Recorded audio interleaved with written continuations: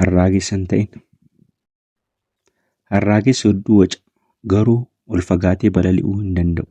Risaan baay'ee cal'isaadha garuu samii tuquuf kutannoo fi humna guddaa qaba. Yaadawwan gurguddoo 7 risaa irraa barachuu qabna. Viidiyoo kana like akkasumas subscribe gochuudhaan eegala. Qabxiin inni jalqabaa risaa irraa barannuu qabnu risaan kophaa isaa fageenya irra balali'a. Risaan harraagessa, ruumichaa fi simbirroo xixiqqaa waliin hin balali'u. Eegni isaa kan nuti asirraa barachuu qabnu namoota sammuu dhiphaa qaban irraa fagaadhu. Duubatti si deebisuu fi si kuffisu waan ta'eef namoota si ol kaasan waliin ta'i. Risaan risaa qofa waliin balali'a. Kana jechuun nama hammattu, nama waliin ooltu adda baasi. Namni ati waliin jiraattu nama ati taatu murteessa. Kanaaf atis nama sirrii ta'e qofa filadhu. Qabxiin inni lammaffaa risaa irraa barannu risaan mul'ata qaba. Risaan dandeettii fageenya kiiloomeetira 5 irraa ilaalee xiyyeeffachuu danda'a. Gufuun kamiyyuu xiyyeeffannoo isaa hin haguugu hanga waan adamsu san qabatutti. Wanti asirraa barachuu qabnu mul'ata jireenyaa kee irratti xiyyeeffattu qabaadhu. Hangamoo imalli kee gufuu fi qoreedhaan yoo guutames harka hin kennin ni milkoofta.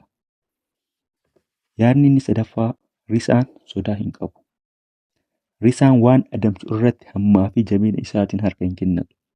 Yeroo hunda hanga waan adamsu mo'atutti yookiin naannoo isaa to'atutti ni lola. Asirraa wanti barannu immoo rakkinni kee hangamoo hammaan guddaa fi cimaa ta'us gonkumaa harka hin kennin. Wal'aansoo qabi. Namoonni milkaa'an sodaa hin qaban.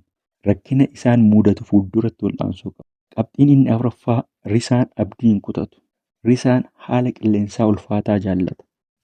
Yoo duumessi walitti qabamu risaan duumessa gubbaa ba'ee balali'a.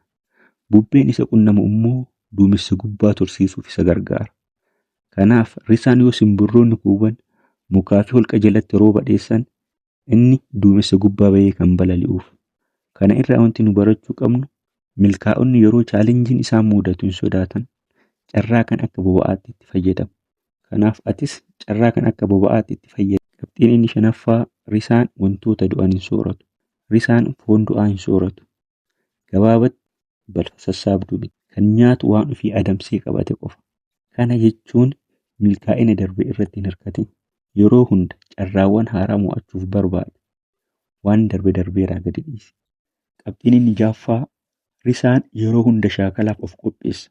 Baallee fi marga iddoo bultii gochuu isaa keessaa dhabamsiisa. Kunis akka ilmaan isaa ittiin tollee fi akka balali'uuf of qopheessan isaan gargaara. Obsa akka isaan dhoowwu godha. Asirraa wanti nu barachuu qabnu naannoo mijataa yookiin komfortizoonii kee gadi dhiisi. Naannoo sana keessatti jijjiiramni hin jiru. Komfortizoonii yookiin naannoo mijataa keessan keessatti guddinni hin jiru waan ta'eef. Qabxiin inni torbaffaa fi inni dhumaa risaa irraa barachuu qabnu risaan dandeettii of jijjiiruu qaba. Yeroo dulloometti kochoon isaa akka inni barbaadutti saffisaa fi ol fageenya irra isa balaliisuu hin danda'u. Kunis akka dadhabuu fi akka du'us isa gochuu danda'a. Kanaaf bakka duraan ture irraa deemee gaara keessatti baallee dadhabaa qaama isaa irra jiru hunda buqqisa.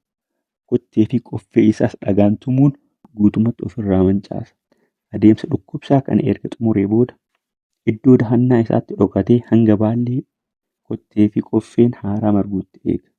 Erga kunneen margee fi booda deebi'ee kan durii caalaa fageenya irratti balali'uu jalqaba. Kana jechuun nutis amaloota hin barbaachifne hangamuu ulfaatanis ofirraa dhabamsiisuu qabna. Wantoota bu'aa nuuf hin qabne guutumatti dhiisuu qabna.